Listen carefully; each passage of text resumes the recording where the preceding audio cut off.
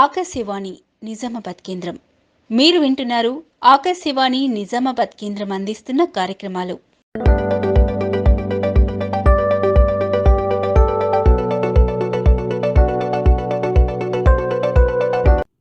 ఆకాశవాణి ఆధునిక వ్యవసాయ వేదిక సాంకేతిక విజ్ఞానం రైతు ముంగిట్లో కార్యక్రమం వింటారు. నిర్వహణ శ్రీ ఎస్ రామ్ గోపాల్. సహకారం శ్రీ ముత్తూజు సత్యనారాయణ. అనువాదం శ్రీ కె శ్రీమాత రిషేంద్ర. ఇందులో పాల్గొన్నవారు శ్రీమతి లక్ష్మీ లావణ్య, శ్రీ కె శ్రీహరి, శ్రీ కె చంద్రపాల్ రెడ్డి, శ్రీమతి తూము స్రవంతి, శ్రీ వి కాళీప్రసాద్ బాబు, శ్రీ ఎల్ తిరుపతి. నమస్కారం, నేను మీ అంజు సింగ్ని మాట్లాడుతున్నాను. మీ అందరికీ రైతు వేదికలోని మరో కార్యక్రమానికి స్వాగతం పలుకుతున్నాను. ఈనాటి రైతు వేదిక కార్యక్రమానికి మన కేంద్ర వ్యవసాయ రైతు సంక్షేమ శాఖ మంత్రి శ్రీ శివరాజ్ సింగ్ చౌహాన్ గారు మనతో ఈ కార్యక్రమంలో పాలు పంచుకుంటున్నారు. మంత్రి గారు, మీకు మా రైతు సోదరులందరి తరపున, మా తరపున స్వాగతం పలుకుతున్నాను. మన మంత్రి గారు ఎప్పుడూ చెప్తూ ఉంటారు, రైతులందరూ నా వాళ్ళు అని. మన రైతులు మంత్రి గారిని కొన్ని ప్రశ్నలు అడిగి వారి సందేహాలను తీర్చుకోవాలనుకుంటున్నారు. మరి రైతులందరూ సిద్ధంగా ఉన్నారా? మీ సందేహాలను తీర్చుకోవడానికి మంత్రి గారిని అడగండి. సార్ నమస్కారం.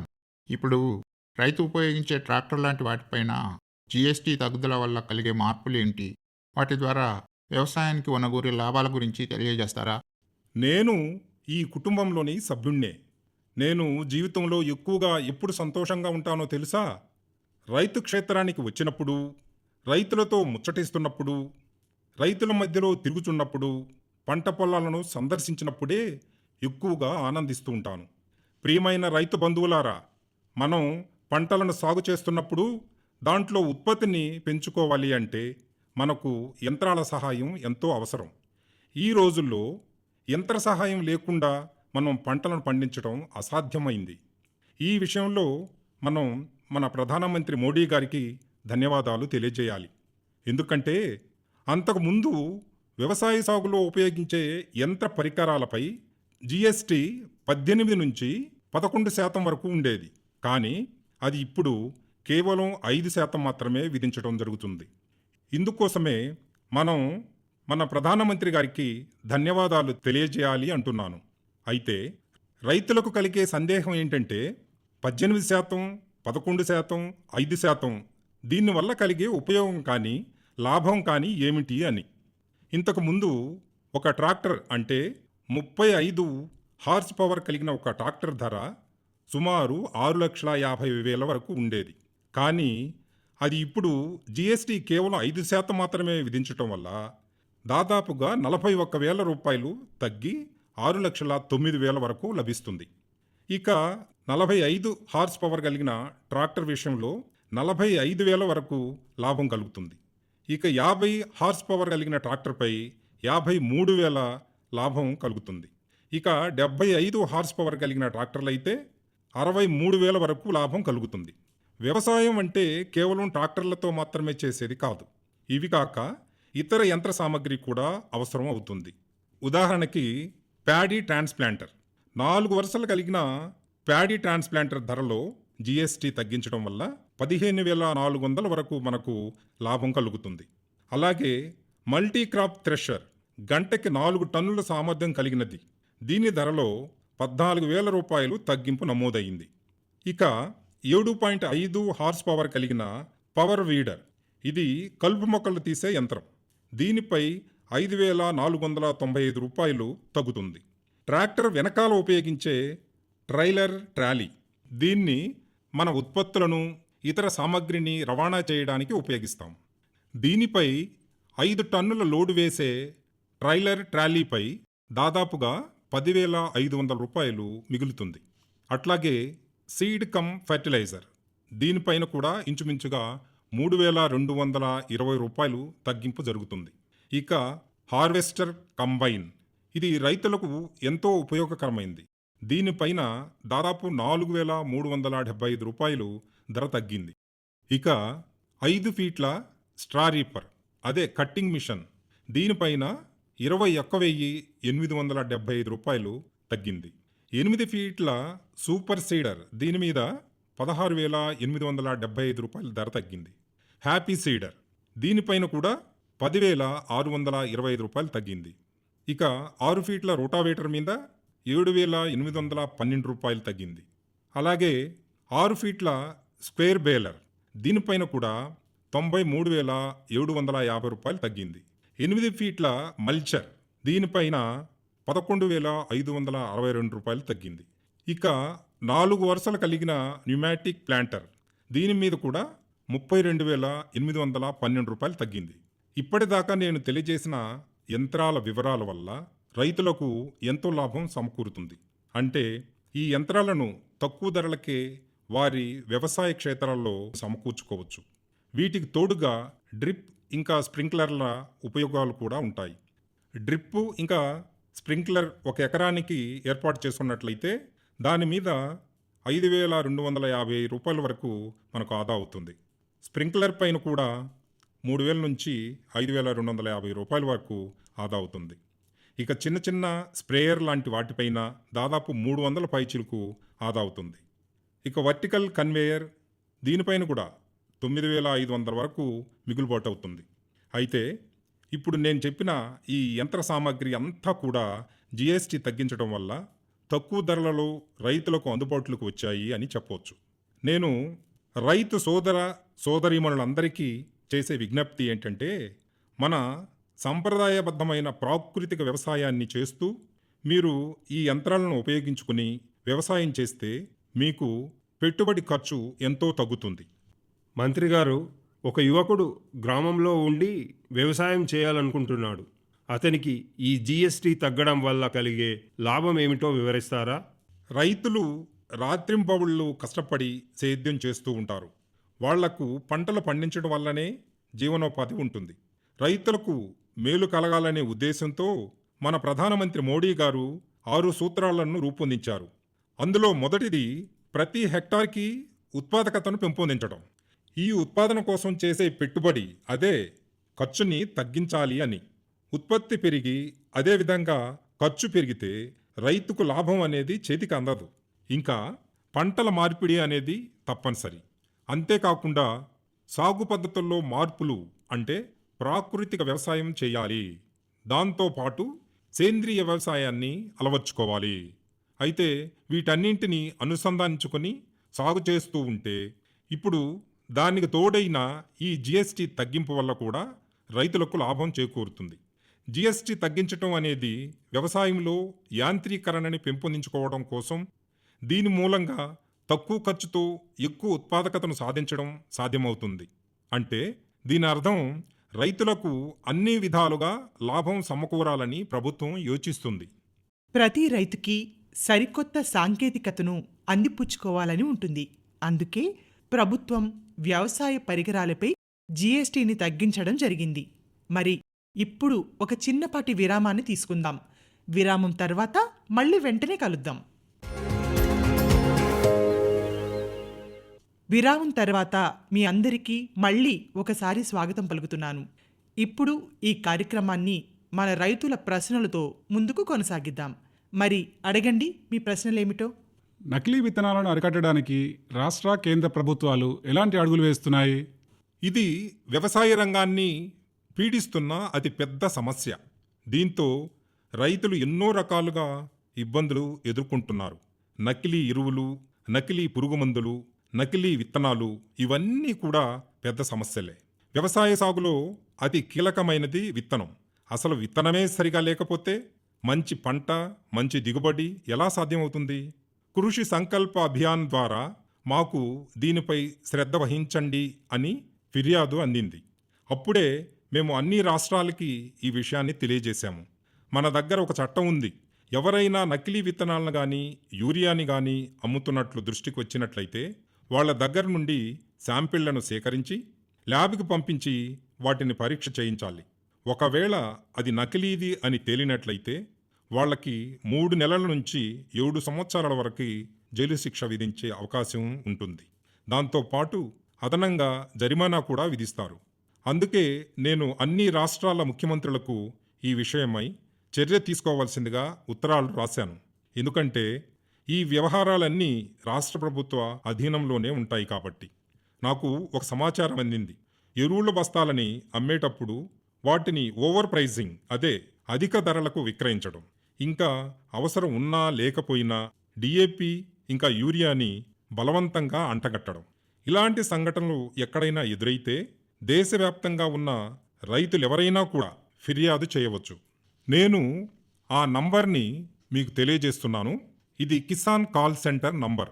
ఈ కిసాన్ కాల్ సెంటర్ నంబర్ని నేను కూడా పర్యవేక్షిస్తున్నాను. ఇప్పుడు రాసుకోండి. Kisan call centre number 18001010551. Number ఇంకొకసారి చెప్తాను, వినండి. 1800118010551. ఈ నంబర్పై వచ్చిన ఫిర్యాదులన్నింటినీ నేను ప్రతి వారం పర్యవేక్షిస్తుంటాను. ఇక్కడ వచ్చిన ఫిర్యాదులపై తక్షణ చర్యలు తీసుకోవడం జరుగుతుంది. అలాగే ఆ దుకాణదారులకి కఠినమైన శిక్షలు వేయడం కూడా జరుగుతుంది. నా పర్యవేక్షణలో భాగంగా ఏవైనా ఫిర్యాదులు వచ్చినప్పుడు నేను కొందరికి ఫోన్లు చేసి కూడా తిరిగి విచారిస్తూ ఉంటాను. మా దగ్గర జూలై 17 నుండి సెప్టెంబర్ 8వ తారీఖు వరకు నమోదైన ఫిర్యాదులు ఎన్ని అంటే అవి 4218 ఫిర్యాదులు. వీటిలో 114 ఫిర్యాదులు నకిలీ పురుగు మందుల గురించి, ఇంకా 102 ఫిర్యాదులు నకిలీ విత్తనాలకు సంబంధించి వచ్చాయి. ఈ ఫిర్యాదులపై మేము పరిశోధనలు చేసి దాదాపు 3756 కంపెనీల లైసెన్సులను రద్దు చేయడం జరిగింది. 350 మందిని నేరస్తులుగా గుర్తించి వాళ్లపై ఎఫ్ఐఆర్లను నమోదు చేయడం జరిగింది. అయితే ఇక్కడ నేను మీకు జరిగిన ఒక సంఘటన గురించి తెలియజేస్తాను. ఒక దగ్గర మాకు ఒక ఫిర్యాదు అందింది. అదేంటంటే సోయాబీన్ పంటకు సంబంధించి పురుగు మందులు ఉపయోగించటం వల్ల జరిగిన నష్టం. సోయాబీన్కి ఎక్కువగా గొంగళ పురుగులు ఆశిస్తూ ఉంటాయి. ఈ పురుగు మందులు వాడటం వల్ల సోయాబీన్ పంట చచ్చిపోయింది, గొంగళ పురుగులు మాత్రం అలాగే ఉండిపోయాయి. దాంతో రైతుకు తీవ్రమైన నష్టం జరిగింది. ఇక్కడ మొత్తం వ్యవహారం ఉల్టాపుల్టా అయిపోయింది. నిజానికి సోయాబీన్ పంట రక్షింపబడి గొంగళ పురుగులు చచ్చిపోవాలి, కానీ ఈ వ్యవహారం అంతా వ్యతిరేకంగా జరిగింది. ఈ ఫిర్యాదు మాకు అందిన తర్వాత నేను చెప్పాను కదా అన్ని ఫిర్యాదులు పర్యవేక్షిస్తుంటానని. ఈ ఫిర్యాదుకు సంబంధించి నేను ఆ రైతు పొలానికి వెళ్ళడం జరిగింది. అక్కడ ఆ రైతు ఆవేదనతో ఏడ్చుకుంటూ జరిగిన విషయాన్ని మాకు తెలియజేశారు. అక్కడ నా వెంట వచ్చిన అధికార గణం కూడా ఆ పంటను పరిశీలించారు. అక్కడ పంట మొత్తం పాడైపోయింది. పంట మంచిగా చేతికి అందాలని ఆశించి రైతు పంటను సాగు చేస్తూ ఉంటాడు. కానీ ఇలా మోసపూరితమైన పురుగుమందులు, విత్తనాలు, ఎరువుల అమ్మకాల వల్ల రైతు జీవితం దిగజారిపోతుంది. ఈ విషయంలో నేను వెంటనే ఐసీఆర్ డైరెక్టర్ గారిని ఆదేశించాను ఆ రైతు సమస్యను ఒకసారి పర్యవేక్షించమని. దాంతో అతను రైతు పొలానికి శాస్త్రజ్ఞులను పంపించారు. అందులో ఒక శాస్త్రవేత్త దాన్ని పరిశీలించి ఇది చాలా చిన్న విషయం, పంట మూలంగానే ఇలా జరిగింది అని రిపోర్ట్ ఇచ్చాడు. కానీ మేము దాన్ని నమ్మలేదు.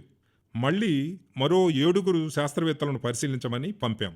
అప్పుడు వాళ్ళందరూ కలిసి తేల్చింది ఏంటంటే ఇది పురుగు మందుల వాడకం వల్లనే అలా జరిగింది అని తేల్చారు. వెంటనే మేము ఆ సంబంధిత ఫ్యాక్టరీని సీజ్ చేయడం జరిగింది. లైసెన్స్ను కూడా రద్దు చేయడం జరిగింది. కేవలం అంతటితోనే మేము ఆ కేసుని ముగించలేదు. పంట పాడైపోయిన రైతు పరిస్థితి ఏమిటి? ఆ రైతుకు కూడా మేము నష్టపరిహారాన్ని ఆ కంపెనీ ద్వారానే ఇప్పించాము. ఇటువంటి సంఘటనలు జరిగితే మీ దగ్గర కిసాన్ కాల్ సెంటర్ నంబర్ ఇచ్చాను కదా, మీరు ఆ నంబర్కి ఫిర్యాదు చేయవచ్చు. నా ప్రశ్న ఏంటంటే, రైతులు ఎవరైనా పురుగు మందులను కొనడానికి వెళ్ళినప్పుడు వారు ఎలాంటి జాగ్రత్తలను పాటించాలి అని. అమ్మా, మీరు అడిగిన ప్రశ్న చాలా మంచిది. ఇక్కడ నేను సూచించేది ఏంటంటే రైతులు ఎవరైనా గుర్తింపు పొందిన దుకాణాల్లో మాత్రమే కొనుగోలు చేయండి. అంటే లైసెన్స్ కలిగి ఉన్న దుకాణంలో అన్నమాట. అలాగే ఏది కొనుగోలు చేసినా మీరు బిల్లులు మాత్రం తప్పకుండా తీసుకోండి. ఎందుకంటే మీరు కొన్న విత్తనాలు కానీ, ఎరువులు కానీ, పురుగు మందులు కానీ నకిలీవని తేలితే మీరు ఫిర్యాదు చేయడానికి ఎటువంటి ఆధారము ఉండదు. మీరు గనక బిల్లు తీసుకున్నట్లయితే ఆ బిల్లును అనుసరించి చక్కగా ఫిర్యాదు చేయవచ్చు. అప్పుడు ఆ దుకాణం పైన మనం తగిన చర్యలు తీసుకోవటానికి వీలవుతుంది. ఇక్కడ ICAR deputy director general doctor DK Yadav గారు ఉన్నారు. సార్, మీకు సాగర్ స్వాగతం.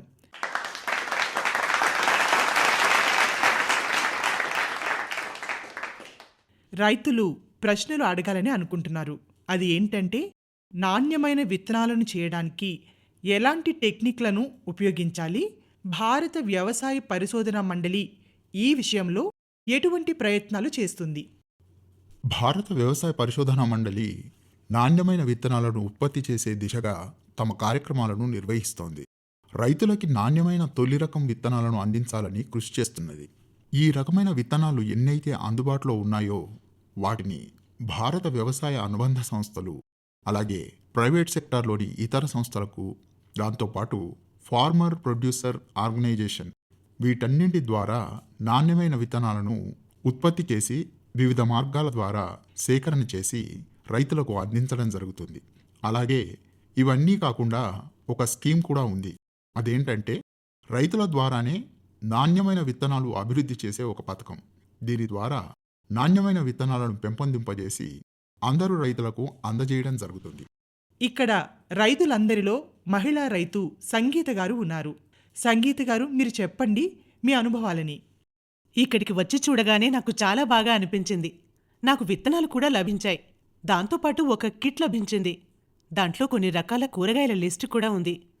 నాకు కొద్దిపాటి స్థలం ఉంది. ఆ స్థలంలో నేను నాకు లభించిన విత్తనాలను నాటాను. అప్పుడు నా భర్త నన్ను అడిగాడు, విత్తనాలను నాటుతున్నావు సరే, మరి ఎరువులు ఎక్కడి నుండి తెస్తావు అని. మా ఊళ్ళో ఒక పెద్ద రైతున్నాడు. ఆయన ఈ ఎరువులను తయారు చేస్తూ ఉంటాడు. ఆ రైతు దగ్గర నేను సేంద్రియ ఎరువులను తయారు చేయడం నేర్చుకున్నాను. నేను నేర్చుకున్న దాన్ని ఇతర మహిళలకు కూడా నేర్పిస్తూ ఉన్నాను. మంత్రి గారు, మీకు నా నమస్కారాలు. ఇప్పటి వరకు మీ కృషి సంకల్ప్ అభియాన్ అనేది కొనసాగుతోంది. దానివల్ల రైతులకు ఎంతో మేలు జరిగింది. వ్యవసాయ శాస్త్రవేత్తలు ఎందరో మా వద్దకు వచ్చి మాకు సహకారం అందించారు. మరి ఇప్పుడు రాబోయే రబీ కాలంలో ఇది ఎంత మేరకు పనిచేస్తుంది? మీ రైతులందరూ కూడా పంటల్లో దిగుబడులను పెంచుకోవాలి. అంటే దానికి ప్రధానంగా అవసరమైంది మీ సాంకేతిక పరిజ్ఞానాన్ని పెంపొందించుకోవడం. మన ఐసీఏఆర్లో దాదాపుగా 16,000 మంది శాస్త్రవేత్తలు పనిచేస్తున్నారు.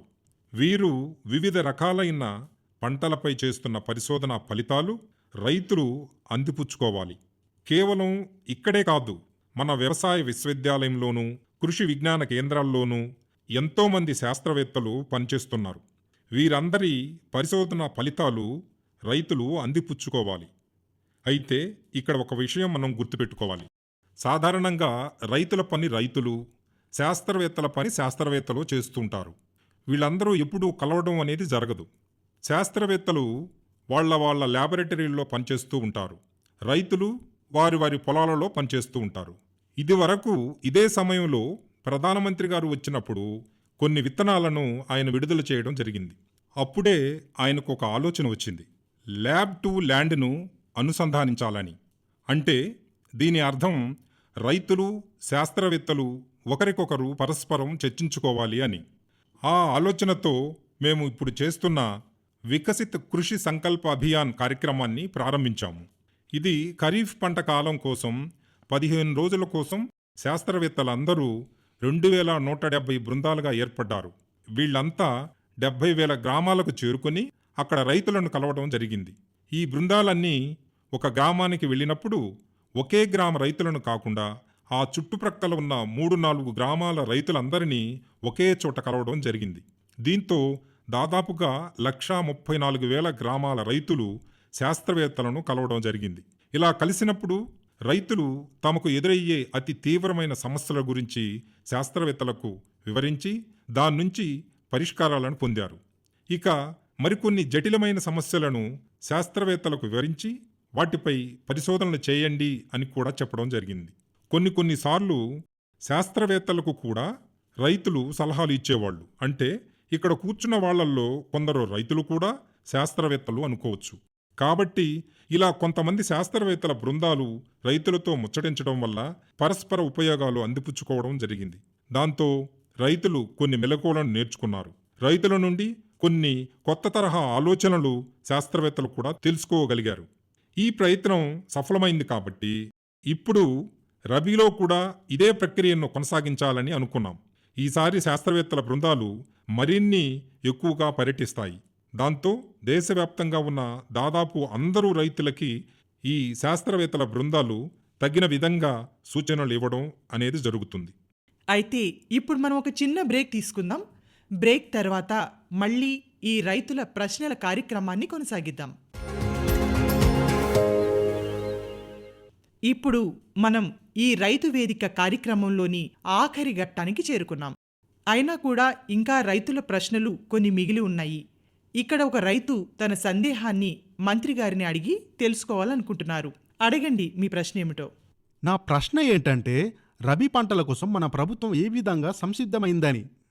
రబీ పంటల కాలంలో ఏ ఏ పంటలు ఎంత మేరకు పండుతాయి, వేసిన ఆ పంటలు ఎంత కాలంలో సాగవుతాయి, ఆ పంటల సాగులో వచ్చే ఇబ్బందులు, పంట కాలంలో రైతులకు అవసరమయ్యే ఎరువులు, విత్తనాలు, పురుగు మందులు ఏ మోతాదులో అవసరం అవుతాయనే వివరాలనన్నింటినీ తెలుసుకోవడానికి, రైతులతో చర్చించడానికి మేము సెప్టెంబర్ 16-17 తారీఖులలో ఒక దగ్గర సమావేశమవుతాం. ఈ సమావేశానికి అన్ని రాష్ట్రాల నుండి వ్యవసాయ అధికారులు హాజరవుతారు.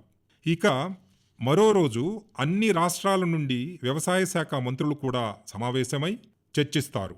ఆయా ప్రాంతాలలో ఉదాహరణకి హర్యానా, ఉత్తరప్రదేశ్, పంజాబ్ రాష్ట్రాల్లో రబీ పంట కాలంలో గోధుమ పంట ఎంత మేరకు సాగవుతుంది, ఆశించిన మేర దిగుబడి వస్తుందా లేదా, అలాగే ఇతర ప్రాంతాలలో పప్పుధాన్యాల పంటలకి విత్తనాలు ఎంత మేరకు అవసరమవుతాయి, పురుగు మందులు ఎంత మేరకు అవసరమయ్యే అవకాశం ఉంది, మనం ఆశించిన దిగుబడి సాధించేందుకు కావలసిన ఇన్పుట్స్ ఏమిటి అనే విషయాలపై క్షుణ్ణంగా చర్చిస్తారు. ఇప్పటికైతే ధాన్యాల దిగుబడి ఆశించిన మేర కంటే ఎక్కువగానే అందుబాటులో ఉంది. కానీ పప్పుధాన్యాలు అలాగే నూనె గింజల పంటల దిగుబడి చాలా తక్కువగా ఉంది. అందుకే పప్పుధాన్యాల పంటల మిషన్ అలాగే నూనె గింజల పంటల మిషన్ని ప్రారంభించాం. సాధారణంగా పప్పుధాన్యాల పంటలు ఎక్కువగా వర్షపాతం తక్కువగా నమోదయ్యే ప్రాంతాలలో మంచిగా సాగవుతాయి. ఈ మిషన్లలో భాగంగా కొన్ని ప్రాంతాలను క్లస్టర్లుగా విభజించి ఆ పంటల సాగుకు అవసరమయ్యే అన్ని రకాల సౌకర్యాలను సమకూర్చి విత్తనాలను కూడా సబ్సిడీపై అందచేయడం జరుగుతుంది.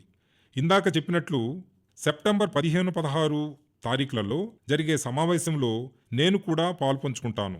నేను రైతులతో నేరుగా మాట్లాడతాను.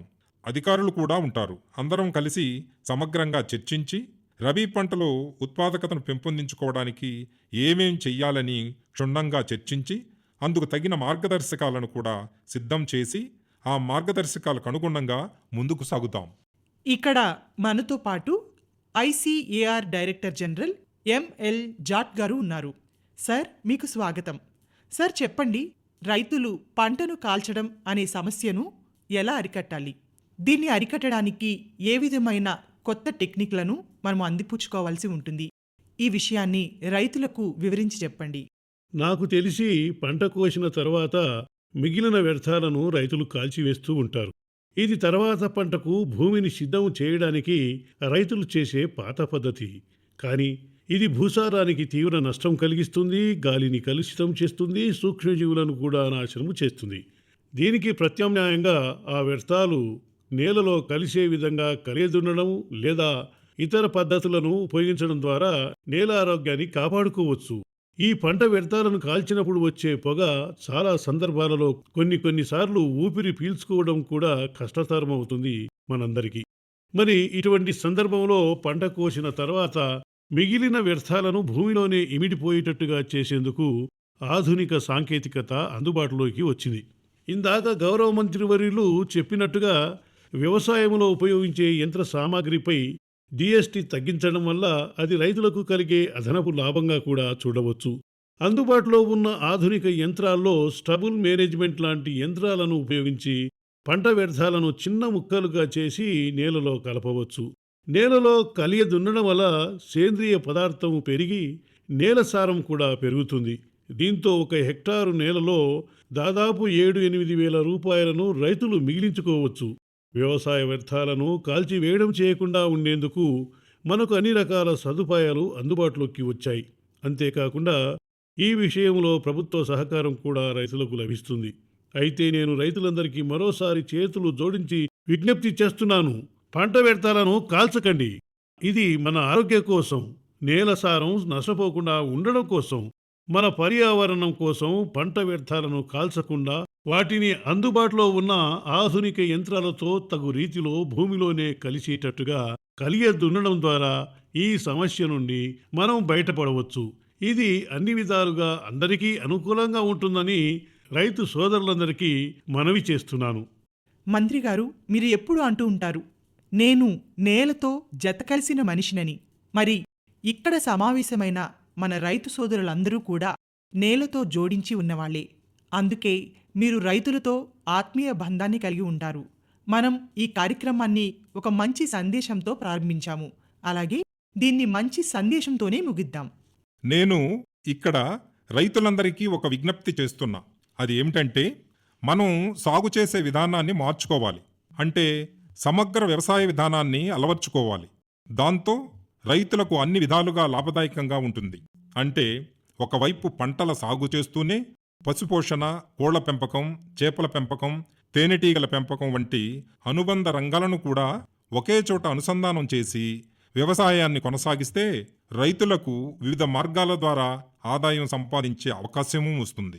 దీనివల్ల రైతు ఆదాయం పెరుగుతుంది, వ్యవసాయ వ్యర్థాలు తగ్గుతాయి, నేల ఆరోగ్యం కూడా మెరుగుపడుతుంది. ఇది రైతులకు ఆర్థిక భద్రతను కూడా కల్పిస్తుంది. మన దగ్గర ఉన్న వాళ్ళంతా కూడా చిన్న సన్నకారు రైతులు. అర ఎకరం, 1, 2, 3 ఎకరాలు మాత్రమే ఉన్న రైతులు అధికంగా ఉన్నారు. అందుకే ఒకే రంగంపై ఆధారపడకుండా వివిధ రంగాల ద్వారా ఆదాయం లభించే విధంగా వ్యవసాయం చేసుకోవాలి. అన్ని రంగాలను ఒకదానితో ఒకటి ముడిపెట్టి ఒకే వ్యవసాయ క్షేత్రంలో నిర్వహించడం ద్వారా రైతులకు ఆర్థిక సుస్థిరత అనేది లభిస్తుంది. అంటే ఒకవేళ ఎప్పుడైనా పంటలు దెబ్బతిన్నా ఇతర రంగాల ద్వారా వచ్చే ఆదాయం వస్తూనే ఉంటుంది. మన ప్రధానమంత్రి ఉద్దేశం కూడా అదే. రైతులు లాభపడాలని, రైతులు ఆర్థికంగా ఎదగాలని.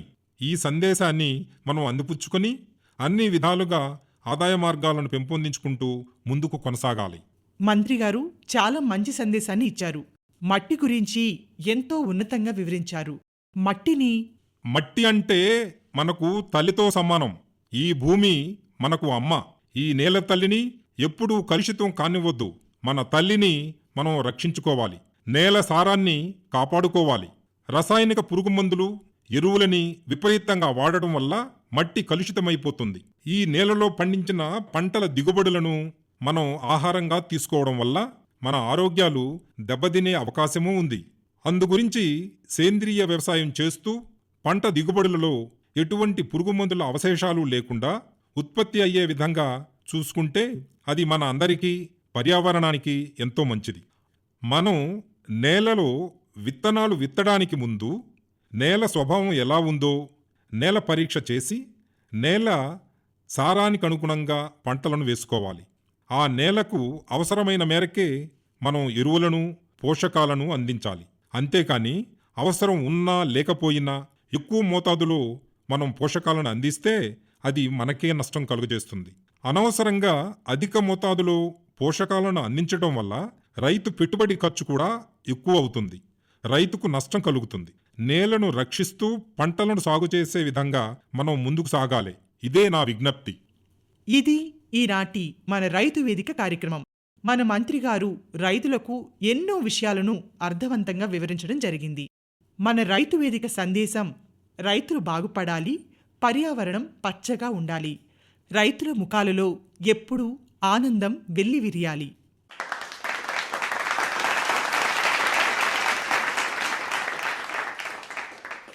మీరింతవరకు ఆధునిక వ్యవసాయ వేదిక సాంకేతిక విజ్ఞానం రైతు ముంగిట్లో కార్యక్రమం విన్నారు. నిర్వహణ శ్రీ ఎస్ రామ్గోపాల్, సహకారం శ్రీ ముత్తోజు సత్యనారాయణ, అనువాదం శ్రీ కె శ్రీమాత రిషేంద్ర. ఇందులో పాల్గొన్నవారు శ్రీమతి లక్ష్మీ లావణ్య, శ్రీ కె శ్రీహరి, శ్రీ కె చంద్రపాల్ రెడ్డి, శ్రీమతి తూము స్రవంతి, శ్రీ వి కాళీప్రసాద్ బాబు, శ్రీ ఎల్ తిరుపతి.